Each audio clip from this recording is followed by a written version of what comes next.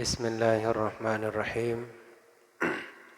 Assalamualaikum warahmatullahi wabarakatuh. Alhamdulillahi rabbil alamin. Wassalatu wassalamu ala asyrafil anbiya'i wal mursalin wa ala alihim wa sahbihim ajma'in. Subhanaka la ilma lana illa ma 'allamtana innaka antal alimul hakim. Rabbi syrah li sadri amri wahlul 'uqdatam min lisani yafqahu qawli, amma ba'du.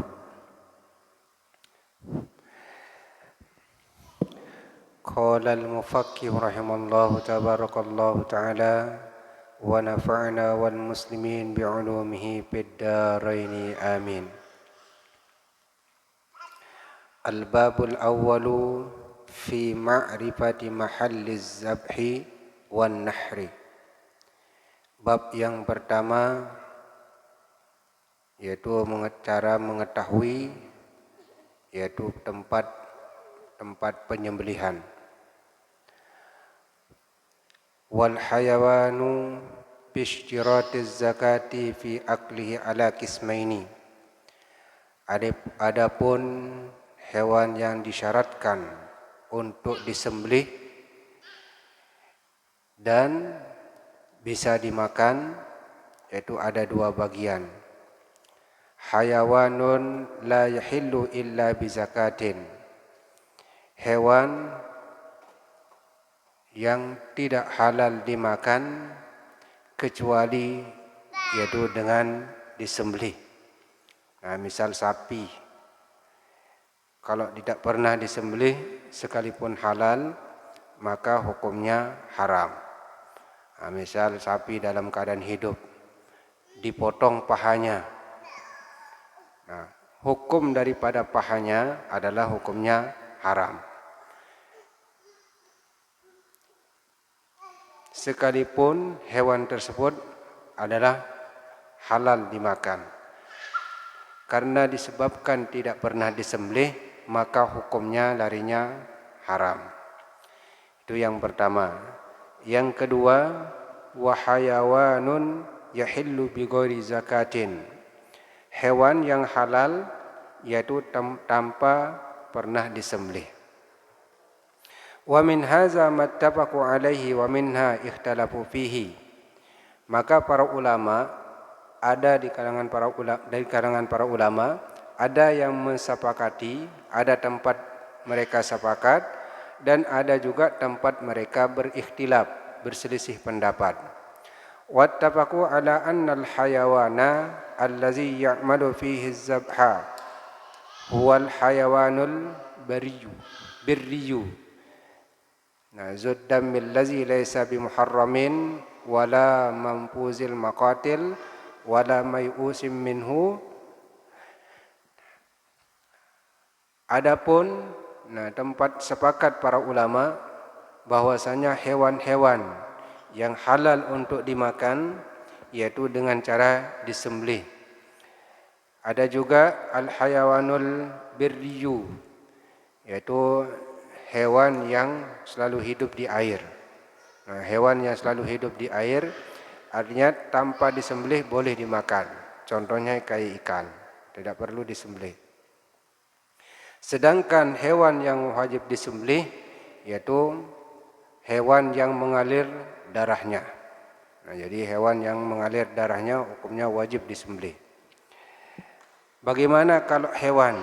Sesuai dengan ayat di dalam Al-Quran surat Al-Maidah, hurrimat alaikumul maitatu waddamu walahmul khinzir wa ma uhilla li ghairillahi bih wal munkhaniqatu wal mauquzatu wal mutaraddiyatu wan natihah wa ma akala sab'u illa ma zakkaitum wa ma zubiha 'alan nusubi illa ila akhiril ayah. Nah, jadi masalah yang pertama, ammal munkhaniqatul mauquzatu wal mutaraddiyatu wan natihah wa ma akala sab'u. Nah, sabu'u. Masalah yang pertama, adapun hewan, hewan yang tercekik wal mauquzatu hewan yang dipukul, wal mutaraddiyatu hewan yang jatuh, wan natihatu hewan yang yaitu ditanduk, saling tanduk yaitu dengan kawannya. Nah, kena ditanduk salah satunya kena. Wama akala sab'u dan adapun yang diterkam binatang buas. Fa innahum ittafaqu fima maka bahwasanya mereka para ulama sepakat annahu iza lam yablugh al-khunuqu minha awil waqtu minha ila halatin la yurja fiha anna zakata amilatun fiha. Ketahuilah bahwasanya apabila yaitu tidak sempat disembelih di antaranya, di antara hewan tersebut ataupun sempat disembelih, maka penyembelihannya itu anna zakata amilatun fiha, maka bahwasanya penyembelihannya itu sudah termasuk padanya.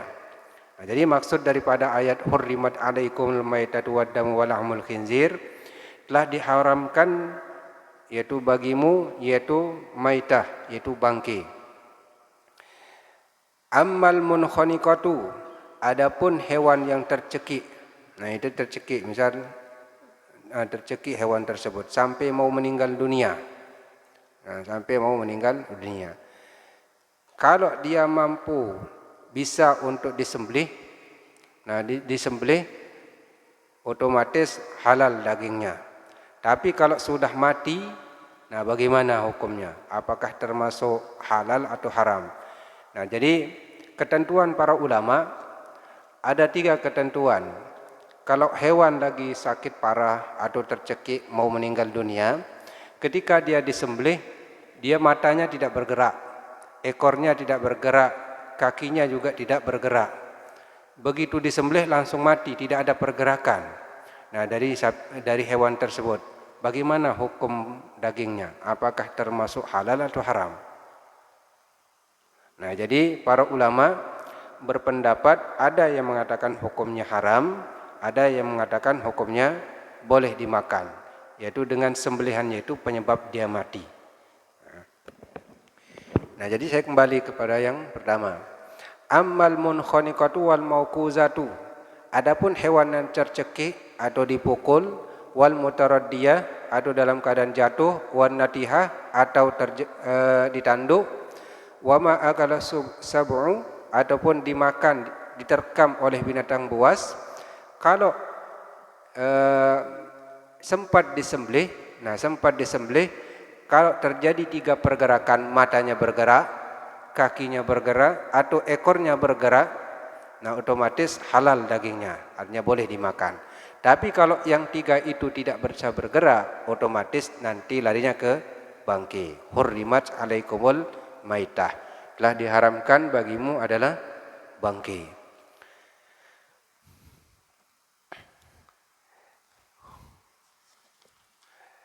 Waqtalafu iza ghalaba ala zanni annaha tuhlaku min zalika bi isabatin.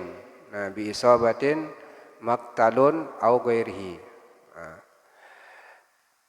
Berselisih pendapat para ulama, yaitu diperkirakan, yaitu apakah sapi tersebut sudah mati atau tidak. Faqala qaumun ta'malu zakatu fiha. Ta'malu zakatu fiha wa huwa mazhabu Abu Hanifah wal masyhur min qouli Syafi'i wa huwa qaulu Az-Zahri wa Ibn al-Abbas wa qala qaumun la ta'malu zakatu fiha. Jadi perbedaan para ulama yaitu tentang mati dalam keadaan terjepit, ditanduk atau dimakan binatang buas. Kalau masih sempat yaitu disembelih, kemudian ada pergerakan dari 3 pergerakan tadi, yaitu matanya bergerak, kakinya bergerak, ekornya bergerak. Menurut pendapat Imam Abu Hanifah, maka cukup itu sebagai sembelihannya, sudah termasuk halal dagingnya. Begitu juga pendapat daripada Imam Asy-Syafi'i. Sedangkan Az-Zahri Ibnu Abbas juga beliau mengatakan seperti itu. Wa qala qaumun la ta'malu zakatu fiha. Nah, la ta'malu zakatu fiha. Wa an Malik bi zalika wajhani. Sedangkan Imam Az-Zahri dan Ibnu Abbas wa qala qaumun la ta'malu zakatu fiha. Maka hukum daripada daging hewan yang disembelih tadi tanpa ada pergerakan, yaitu disebabkan mati karena disembelih, maka hukum dagingnya adalah bangkai. Nah, itu kata Az-Zahri. Nah, Az-Zuhri. Sedangkan menurut Imam Malik ini ada dua pendapat. Walakinnal ashharu annaha la ta'malu fil mayusi minha. Nah, yang pendapat yang pertama bahwasanya kalau tidak ada pergerakan, maka hukum daripada daging tersebut, hewan tersebut adalah bangkai. Nah, ini pendapat Imam Malik yang pertama. Wa ba'duhum ta'walul fil mazhabi annal mayusa minha ala darbaini. Mayusatun mashkukum fiha wa mayusatun maktu'un bimautiha. Nah, kalau dia disembelih disebabkan ada pergerakan padanya, maka hukum daripada hewan tersebut adalah hukumnya halal. Ini pendapat Imam Malik. Sedangkan kalau penyembelihannya itu disebabkan dia mati, nah maka hukum daripada hewannya itu adalah bangkai. Ini kata Imam Malik. Nah, Imam Malik itu. Nah, jadi saya ulangi. Pendapat daripada Imam Malik, misal sapi yang terjepit, nah yang ditandu atau dimakan binatang buas, dia mau mati dulu. Tidak ada pergerakan di antara tiga pergerakan tadi, yaitu matanya tidak bergerak, terus ekornya, kakinya juga tidak bergerak. Nah, ketika disembelih, dengan sembelihannya itu dia jadi mati, tidak ada pergerakannya. Nah, bagaimana hukum hewan tersebut? Apakah termasuk bangkai atau tidak? Menurut pendapat Imam Malik, kalau ada pergerakannya, salah satu dari pergerakannya, maka hukumnya halal. Tapi kalau dengan sebab penyembelihannya itu dia mati, maka hukumnya adalah bangkai. Artinya tidak ada pergerakan. Illa zakaitum. Nah, kecuali kalau sudah disembelih. Hal huwa istisnaun muttasilun fayakhruju minal jinsi minal jinsi ma yatanawaluhul labsu wa huwa al-munkhaniqatu wal mawquzatu wal mutaraddiyatu wan natiha wa ma akala sab'u ala ma'adatil istisna'il muttasil am huwal istisna'ul munqati la ta'sirul lahu fil jumlatil muqaddamati. Nah, jadi kalau ada pergerakan, nah pergerakannya terus disembelih, otomatis nanti hukumnya halal. Nah, jadi kalau sudah mati dengan sebab penyembelihannya itu dia bikin mati, terus tidak ada pergerakan, hukum daripada hewan tersebut adalah hukumnya bangkai, dan kulitnya bisa halal dengan cara disamak, tapi dagingnya bangkai. Tapi nggak boleh dimakan kulitnya. Tapi kalau dipergunakan untuk baju atau bikin sepatu bisa. Nah, tapi kalau dimakan tetap hukumnya haram. InsyaAllah lah minggu depan kita lanjutkan. Mari kita sama-sama tutup dengan sama-sama membaca kafaratul majlis. Subhanakallahumma wa bihamdika asyhadu an la ilaha illa anta